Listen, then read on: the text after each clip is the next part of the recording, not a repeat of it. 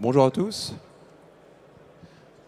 Merci d'être présents si nombreux pour cette présentation commune Taxirail Akiem. Donc moi je m'appelle Arnaud Deloumeau, je suis responsable chez Akiem du développement matériel voyageur. Donc je suis avec Michel Albrand. Donc Michel Albrand, je suis directeur associé de Taxirail. Donc l'idée de cette présentation c'est de vous présenter le partenariat Akiem Taxirail dans le cadre de la mise en place d'une solution innovante pour les petites lignes. Donc les petites lignes ferroviaires, lignes de desserte fine du territoire et autres noms qu'on retrouve souvent. Une petite présentation d'Akiem d'abord. Donc Akiem, c'est une société qui a été créée en 2008. Donc on a une douzaine d'années maintenant. C'est une société qui fait du financement et de la maintenance de matériel roulant ferroviaire. Donc locomotives et trains passagers. Donc on a plus de 600 locomotives maintenant. On est le premier loueur européen. On est le premier loueur européen de locomotives.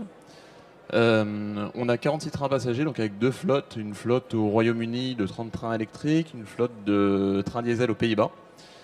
Donc on a des activités de location et de maintenance. On travaille dans 17 pays européens, donc quasiment dans toute l'Europe maintenant. Et en fait, c'est ça qui fait vraiment la plus-value d'Akiem. C'est un réseau qui permet de remarketer le matériel partout en Europe.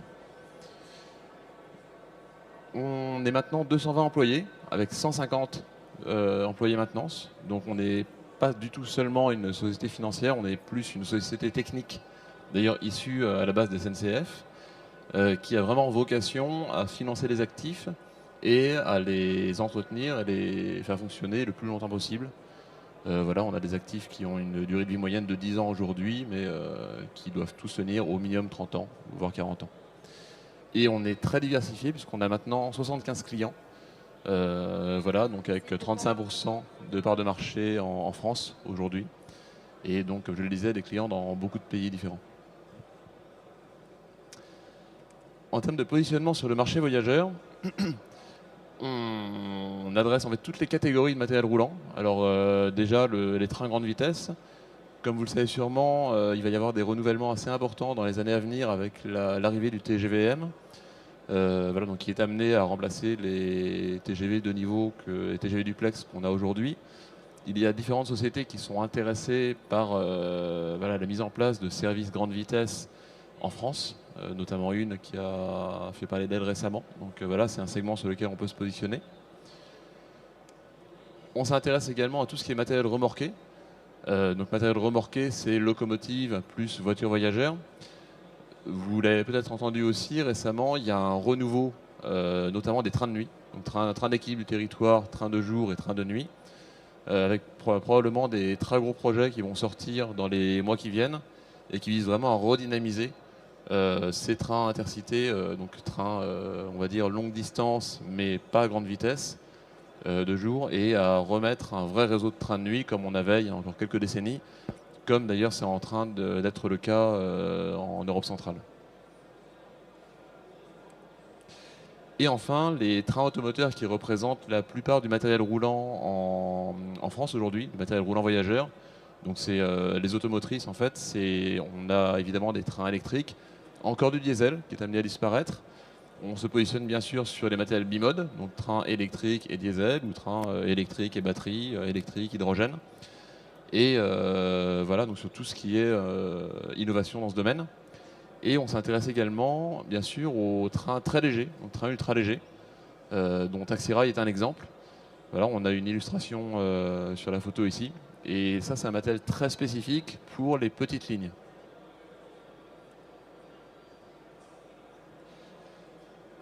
Quel est le contexte des petites lignes? Il y a un rapport qui est sorti en 2018, qui était le rapport Spinetta, qui a vraiment jeté un froid, on va dire, dans le secteur sur les petites lignes, en mettant en relief le fait que ça représentait un tiers du réseau à peu près, mais seulement 2% des voyageurs, et que ça coûtait près de 2 milliards par an à la collectivité.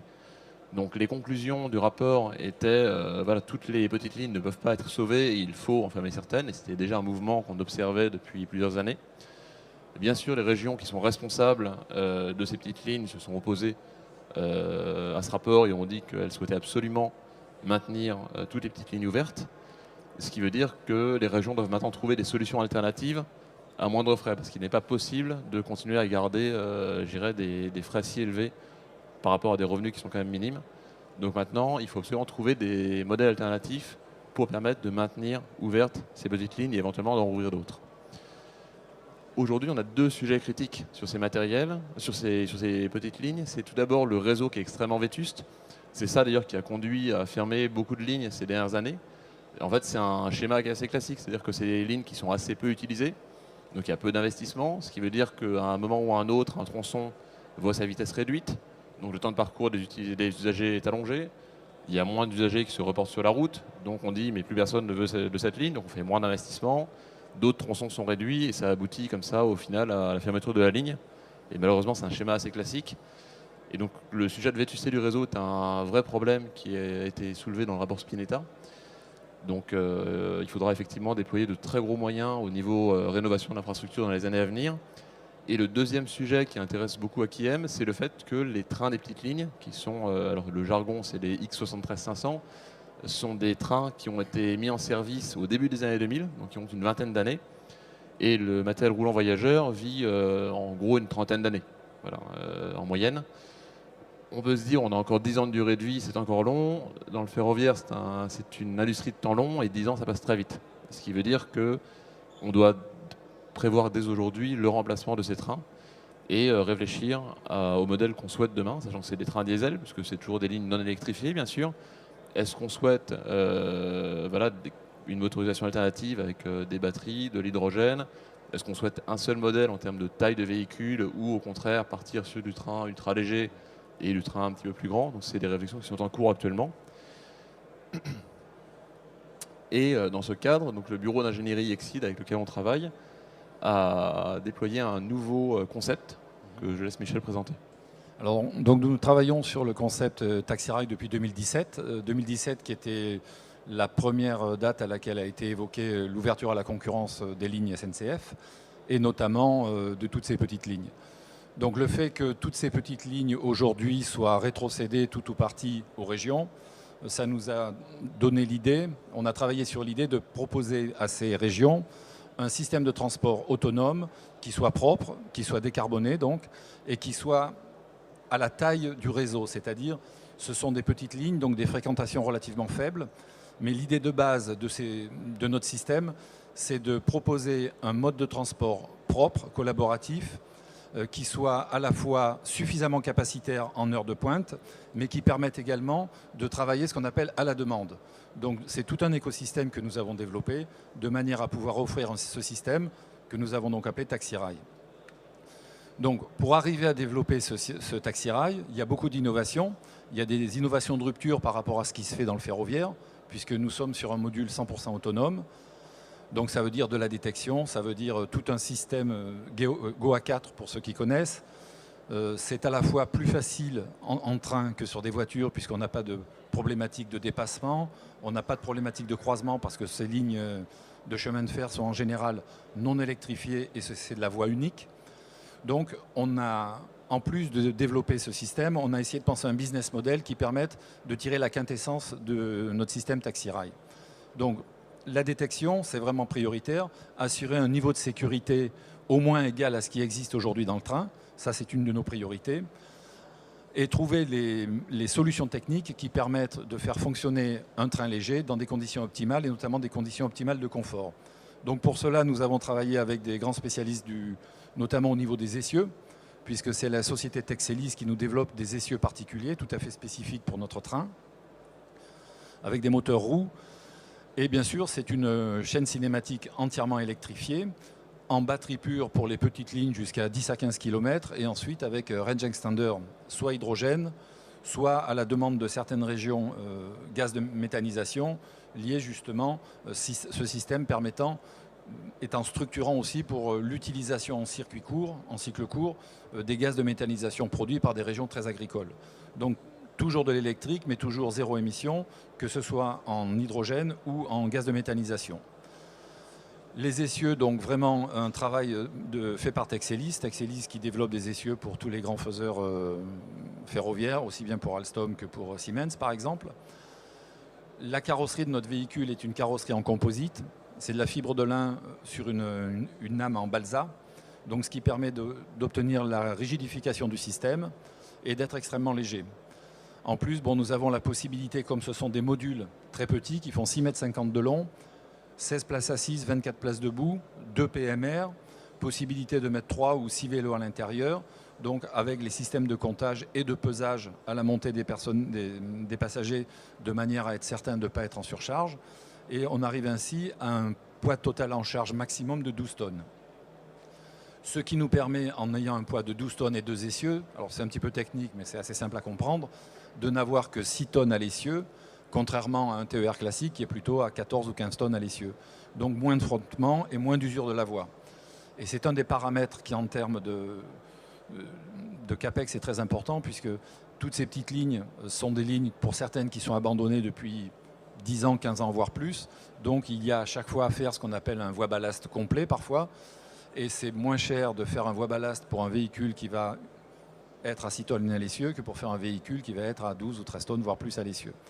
Donc toujours dans cette démarche d'optimiser le confort, d'optimiser les CAPEX et les OPEX pour les opérateurs, nous avons travaillé vraiment de manière à optimiser notre produit et à optimiser le véhicule en lui-même pour être le plus performant possible, le plus confortable possible, à travers un business model qui soit le plus efficient possible également.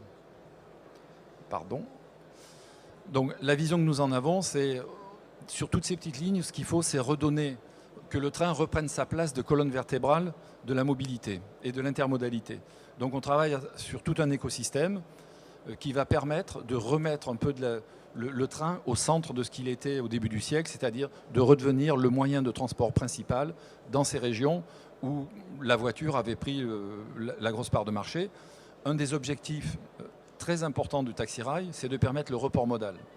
À partir du moment où on va offrir suffisamment de cadencement en heure pleine et la capacité d'avoir un train qui fonctionnera à la commande en heure creuse, on pense, et on est même à peu près certain, que les gens vont revenir prendre le train. Parce que pourquoi ne prenaient-ils plus le train? Parce que quand il n'y en a pas assez, les gens prennent leur voiture et in fine ne regardent même plus les horaires après. Donc vraiment, nous, ce qu'on veut, c'est redonner au train cette place centrale dans le transport collectif en milieu rural. Donc, au-delà de la capacité technique et de la technicité de notre produit, ce projet, c'est un projet qui a 3 dimensions principales, qui sont un projet social.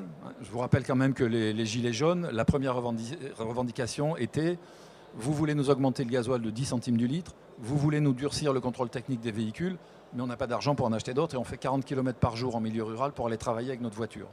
Donc là, notre sujet du taxi-rail a vraiment un rôle social en ce sens-là. Il est sociétal, c'est la réduction des espaces en marge, c'est redynamiser toutes ces petites villes de province qui ont été souvent délaissées par le train. Et puis, c'est bien sûr environnemental.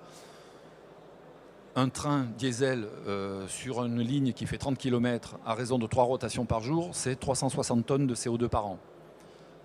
Notre technologie doit permettre de faire beaucoup plus de rotations avec une économie de 100% des émissions de CO2. Donc un programme qui est à la fois social, sociétal et environnemental, avec tout un écosystème qui permet vraiment de remettre le train au centre et de rendre le train beaucoup plus attractif en termes de transport collectif. On développe également une application smartphone qui permet aux gens d'appeler le train en heure creuse, et le train fonctionne à ce moment-là, les modules fonctionnent comme un ascenseur horizontal. S'il n'y a pas dans le quart d'heure précédent ou le quart d'heure suivant quelqu'un qui a déjà appelé un module sur la même ligne, le système va répondre: oui, je vous prends à 10 heures si vous demandez 10 heures. S'il est à la station suivante, quelqu'un a réservé le train 5 minutes avant, le module va répondre: je ne vous prends pas à 10 heures, je vous prends à 9h55 parce qu'à 10 heures, je dois être à tel endroit. Donc on a vraiment essayé de penser le train comme un outil de redynamisation du milieu rural, y compris dans d'autres applications dont je ne vous parlerai pas aujourd'hui, mais qui doivent permettre de donner encore plus de vie. Donc tout ce qui tourne autour de l'intermodalité, on l'intègre également dans la réflexion de base, avec des parkings, de la location de vélos, ça peut aller jusqu'à la revitalisation aussi de petites gares à travers des tiers-lieux, etc. Donc voilà, le train pour nous, c'est vraiment lui redonner sa place centrale. Rendre le train plus attractif, donc on parle aujourd'hui beaucoup de mobility as a service. C'est un peu ce qu'on cherche à faire, c'est faire en sorte que le taxi-rail, ça soit un petit peu la pierre angulaire de cette mobility as a service en milieu rural. Donc on peut avoir aussi bien du service 24/24, 7 jours sur 7, puisqu'on est autonome, donc c'est une possibilité et c'est même une des fonctions que l'on demande. On développe également une activité micro-fret, de manière à pouvoir, si on prend un exemple d'une ligne qui pourrait être dans l'Est, Sarreguemines Beach, quand vous avez Amazon qui livre à Sarreguemines et qu'il faut aller entre Sarreguemines et Beach, eh bien on met dans une camionnette un colis qui vaut 12 € et on fait 35 km en camionnette. Est-ce que ça a du sens? J'en suis pas persuadé. Il vaut mieux le mettre dans un train qui de toute façon va aller. Et ça permet d'économiser à la fois du temps de travail, du temps de parcours et de l'accidentologie. Donc le report modal, l'accidentologie, tout ça, ça fait partie des choses qui nous ont guidés dans notre réflexion, comment améliorer la solution.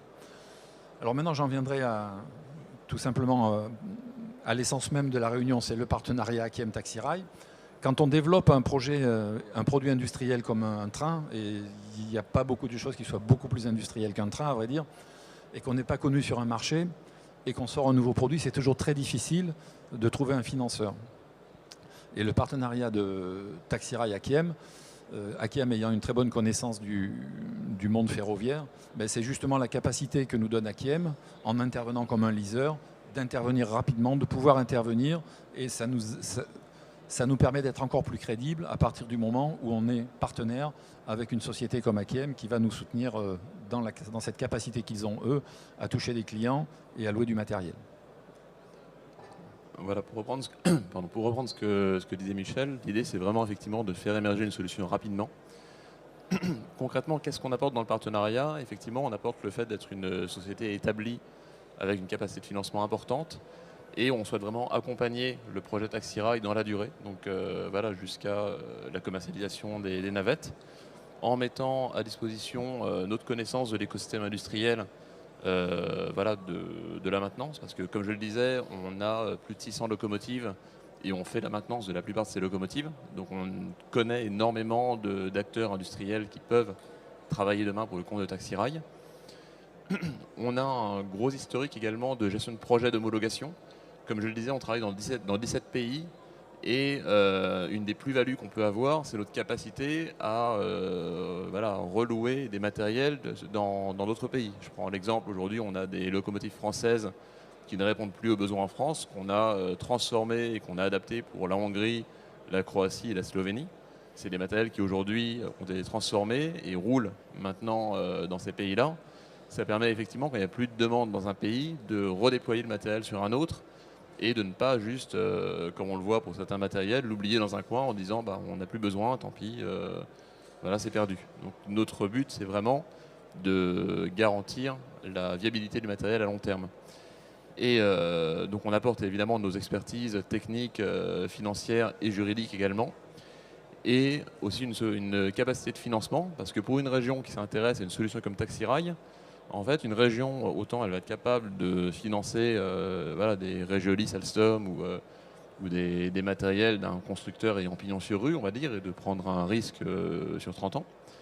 Autant une région ne va pas d'elle-même acheter en fait, des matériels Taxi Rail qui ne sont pas référencés, connus, et prendre un risque effectivement sur ces matériels avec une start-up qui peut disparaître quelques années après.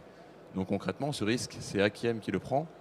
On est prêt, dès que le matériel sera homologué et qu'on aura un intérêt fort des régions, à acheter jusqu'à, on a dit, 200 modules Taxi Rail et à les louer au bénéfice des régions. Et voilà, on prend le risque nous-mêmes voilà, de la fiabilité de ce matériel à long terme. Et donc on donne une garantie aux régions et on les aide à déployer ce matériel dans les territoires. Alors, pour revenir rapidement, donc les atouts de Taxi Rail, c'est bien sûr l'innovation que ça représente. C'est le fait vraiment de pouvoir remettre le train comme colonne vertébrale des déplacements en milieu rural. C'est son côté social, sociétal et environnemental. Et c'est vraiment ces atouts-là sur lesquels nous pensons que nous avons un vrai rôle à jouer en proposant notre solution Taxi Rail. En plus de l'écosystème après qu'on pourra développer autour. Mais ça, je dirais c'est dans un deuxième temps. D'un point de vue purement technique, nos véhicules sont des modules qui font 12 tonnes maximum de PTC, qui peuvent rouler à 100 km/h, vitesse maximale, mais vitesse commerciale, bien sûr, ça ne sera pas 100 km/h, et qui peuvent rouler également sous forme de platooning, c'est-à-dire 2 ou 3 modules qui peuvent se présenter en même temps, et ensuite qui peuvent rouler à la commande, à la demande, lorsque le besoin s'en fait sentir. Sachant que la loi LOM des nouvelles mobilités qui a été votée en novembre 2019 demande à ce qu'il y ait des possibilités de transport à la commande. Et aujourd'hui, la vision que nous avons développée permet de mettre en place ce système sur du ferroviaire, ce qui est quand même extrêmement innovant.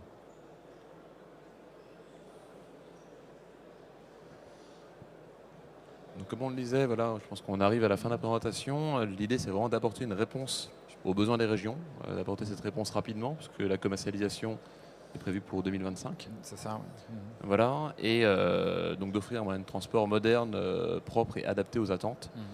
Voilà, avec effectivement diverses fonctionnalités qui seront révélées au fur et à mesure par Taxirail. Est-ce que vous avez des questions suite à cette présentation? On a parlé un peu longtemps, et si vous voulez plus de détails. Bonjour, merci pour la présentation. Dans le module, il y a le conducteur en fait qui se tient avec les passagers? Non, il n'y a pas de... Non, c'est un module 100% autonome, sans conducteur présent dans le module. Ah d'accord. Ok.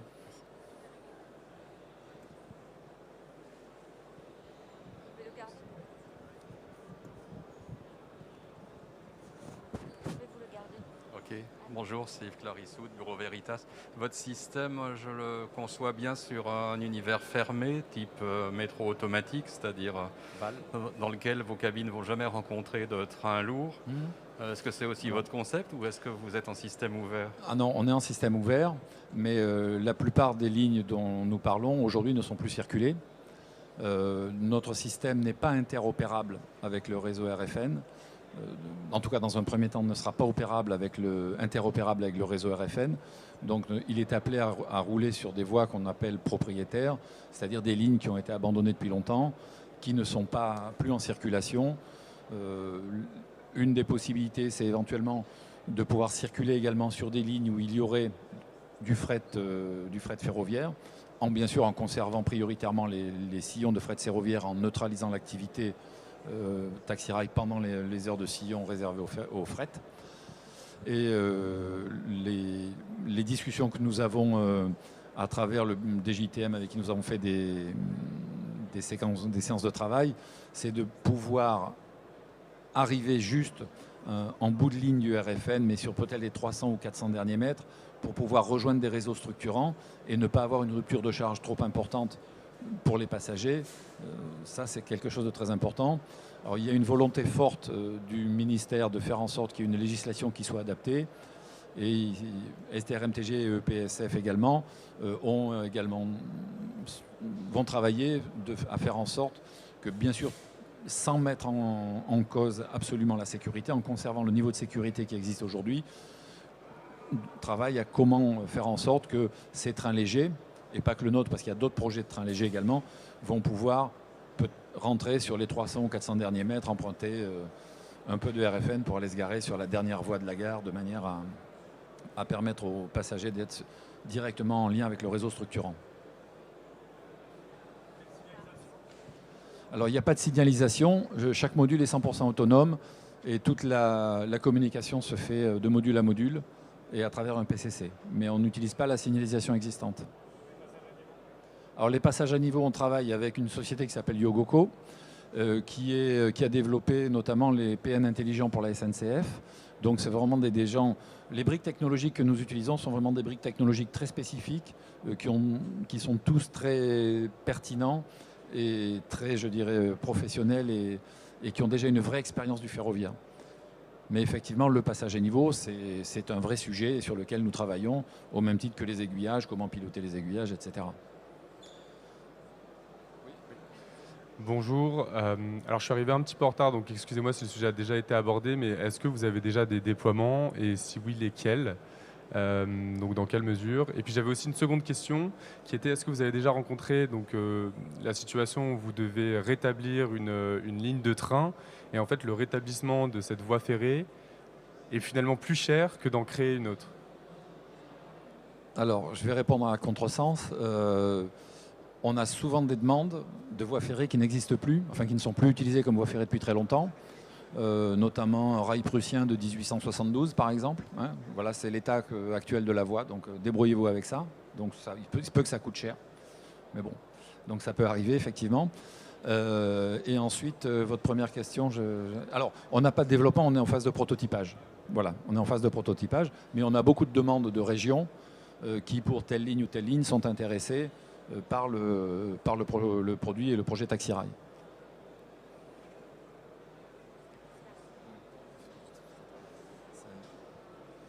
Est-ce qu'il y a déjà eu des contrats de signés? Et au niveau du financement, qui finance Taxi-Rail? Alors, il n'y a pas encore eu de contrat signé, mais par contre, ce que disait donc Arnaud tout à l'heure, Akiem sera le financeur de Taxi-Rail. Juste pour compléter par rapport au financement, effectivement, donc nous en fait on s'est engagé à financer des modules dès qu'ils seront homologués. Mais voilà, Taxi-Rail est en train de travailler sur des levées de fonds pour obtenir des financements en propre, pour obtenir du capital pour déployer, pour développer en fait, pour développer le concept. Merci. Bonjour, merci pour votre présentation. Moi-même, je suis arrivé en retard aussi, donc j'espère que ça n'a pas été abordé. J'ai noté que les moyens de propulsion d'énergie étaient la batterie, voire un range extender H2 ou biogaz. Aujourd'hui, qu'est-ce que vous imaginez comme infrastructure de recharge, notamment pour la partie batterie? Et quel est votre rôle dans le déploiement de l'écosystème, je dirais, au global ferroviaire? Alors, le système de recharge, si on est sur une batterie pure sur les petites lignes, ça va être, on peut faire du 50 kWh, chargeur de 50 kWh en bout de ligne, ça suffit largement. Pour faire de la recharge hydrogène, bon, vous connaissez comme moi, je pense que la question n'est pas innocente, le coût du stockage et le coût de la production. Donc effectivement, ça reste ouvert, mais c'est le même problème pour tout le monde. C'est peut-être pas la réponse absolument parfaite que vous vouliez, mais c'est ma réponse. Et votre dernière question, c'était ?